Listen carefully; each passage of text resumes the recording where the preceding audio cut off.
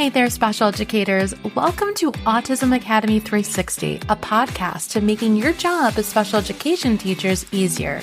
I'm Lisa. And I'm Abby, a behavior specialist. And together, we have over 25 years of special education experience.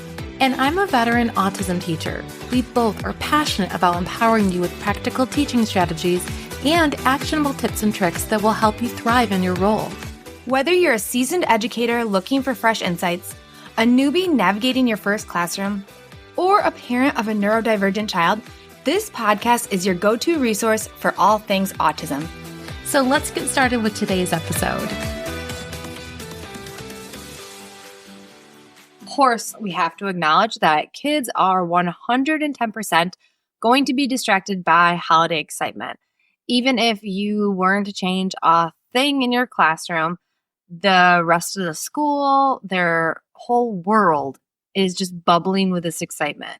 You turn on the television and there's always something talking about the holidays. And it's hard because at the same time, you're still required to teach. You're still juggling lesson plans around holiday events like concerts and parties. And I just want to validate you that you aren't alone. I'm seeing this in all the classrooms that I go into, but you can absolutely keep things running smoothly with just a few strategic adjustments. All right, let's start with the first one, which is pretty basic. Set clear expectations. And this is something that really goes back to basics about behavior management, but it's even more important when things are not being as consistent during your day as it usually is. So you want to set really clear expectations, starting with the beginning of the day, what your day is going to look like. So you can use visuals to outline the day's schedule and talk about any upcoming changes. I have been in classrooms where I have observed students not even realizing that it's a half day. And then they say, wait, we're going home now. And it sounds simple, or that kids should know that, or you just assume they might know that. But those things you want to talk about. You want to go over exactly what your day is going to look like and talk about the expectations around those different fun holiday activities. You can even create a fun holiday behavior tracker to help reward on task or those appropriate behaviors that you're looking for. Number 2 is to incorporate holiday cheer into lessons. I'm never going to say, don't bring any of the holidays into your classroom, because that's just not real life. You're not going to get buy-in from the kids because they just want to talk about the holidays. But you can do things like holiday-themed tasks like writing prompts, math problems with a festive twist, or even crafts that tie into your curriculum goals. Obviously, this is not new to you. I'm sure everyone is doing this. But sometimes I think people feel guilty for not doing their exact curriculum, and it's okay. You can tie it together. You can really blend them together to have a little bit of both. You can use even the holiday activities as a motivator. So you can say something like, first we'll finish our reading time, then we'll decorate our snowflakes. So it's even helping those on-task behaviors. Number 3 is to keep routines consistent. Obviously, some of this is going to be out of your control, but sticking to the classroom routines as much as possible is going to be huge. If you have reading every day in the morning, if you can even do a little bit of reading in the morning every day, that is going to help students feel a lot more calm and prepared for if there are changes in the afternoon. Number 4 is breaking times into manageable chunks. So you might need to shorten some of your lessons and build in more movement breaks. And that's okay. Acknowledging that and seeing when your students are getting a little bit more giddy is just good teaching. Being able to pivot when your lessons are going a little bit off track, it's okay. If you use timers and countdown visuals, those are also going to just support your students in understanding how much time is left to complete those smaller chunks. So those 4 examples were to keep kids more on task. So setting clear expectations, incorporating the holidays into your lessons, keeping your routines consistent, and breaking down the tasks into manageable chunks. Now, let's just talk about really specifically managing those behaviors proactively. So, the first one is you're going to have to reinforce positive behavior. A lot of the times at the beginning of the year, we lay on that positive reinforcement because we are just getting to know the students. We want them to learn our routines and our rules. Bring that back. Bring that mindset back and really lay on all of those positive praises. Celebrate the small wins, even something simple like, wow, our table stayed focused for 10 minutes. That was so great. And you can make this fun. You can use a holiday themed token board or a sticker chart to reward good behavior. I do have something for this, and it is so fun about decorating the tree with snowballs that I will leave for you. That's something that you can do. There's also just ones for winter and just a variety so you can keep kids on their toes and engaged. Planning for the energy management. Kids are going to have a lot more energy. So if you can proactively manage that, it's obviously going to be a win in your book. So if you can incorporate movement breaks that are active and engaging while learning, you're going to be able to get the best out of both worlds. You're going to get your students' bodies moving and you're going to get them learning. You could do even something called a snowball toss. I loved doing this. So you can have students maybe write out a problem on a little sticky note, crumple it up, and have a snowball fight. Throw them all into the middle. Then they all go and get a snowball, just one. They open it up, they read the math problem, and they answer it themselves. Then they could even do it again. And it's just a fun way to get kids moving. It's around sort of the holiday with a winter theme, and they're still doing work. But also on the flip side of that, you're going to want to think about scheduling calming activities.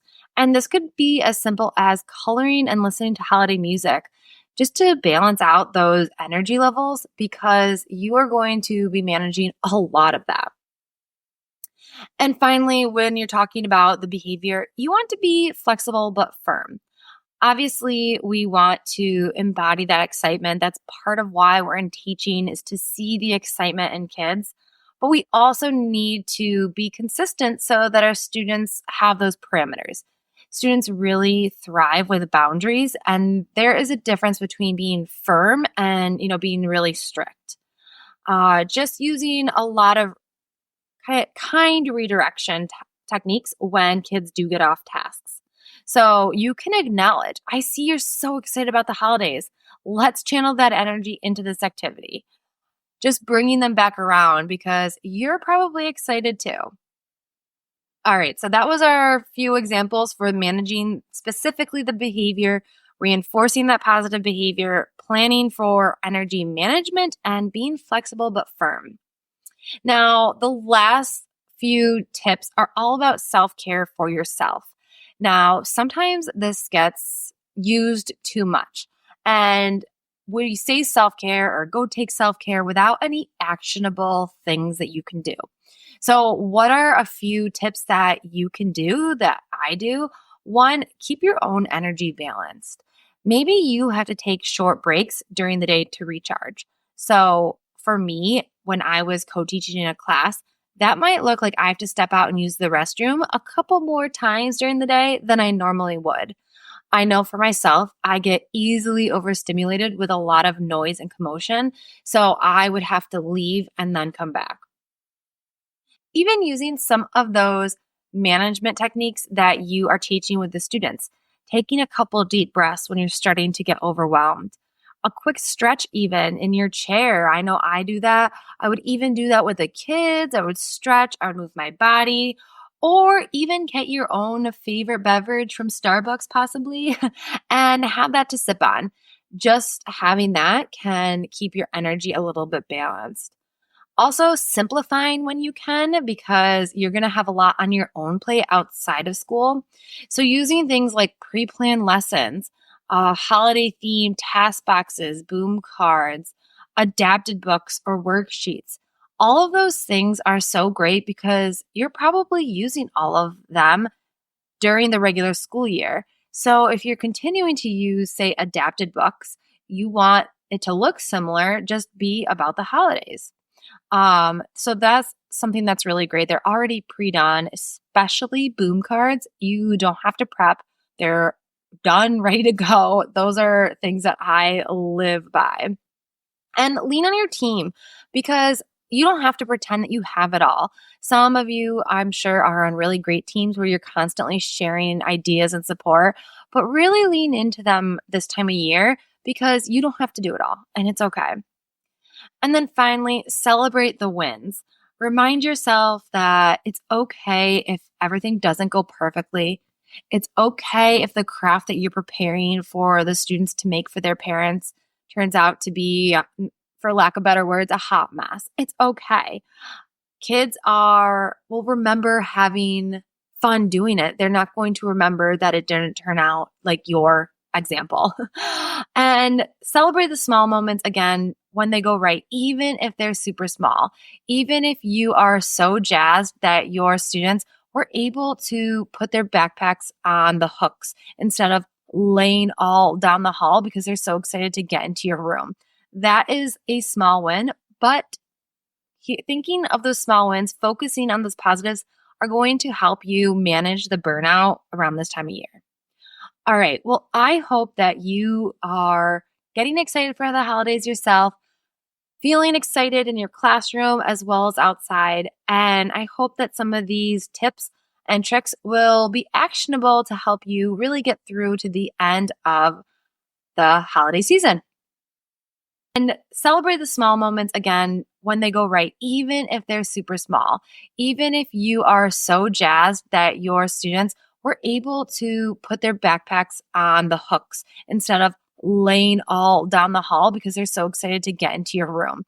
That is a small win, but thinking of those small wins, focusing on those positives are going to help you manage the burnout around this time of year. All right. Well, I hope that you are getting excited for the holidays yourself, feeling excited in your classroom as well as outside. And I hope that some of these tips and tricks will be actionable to help you really get through to the end of the holiday season. Thanks for tuning in to another episode of Autism Academy 360. We hope that you've gained some tips and motivation to fuel your week ahead. Before you go, don't forget to hit that follow button on your favorite podcast platform so you never miss an episode. If you want to show support, head to Apple Podcasts and leave your rating and review. Until next time, stay inspired, stay informed, and most importantly, stay connected. We'll catch you in the next episode.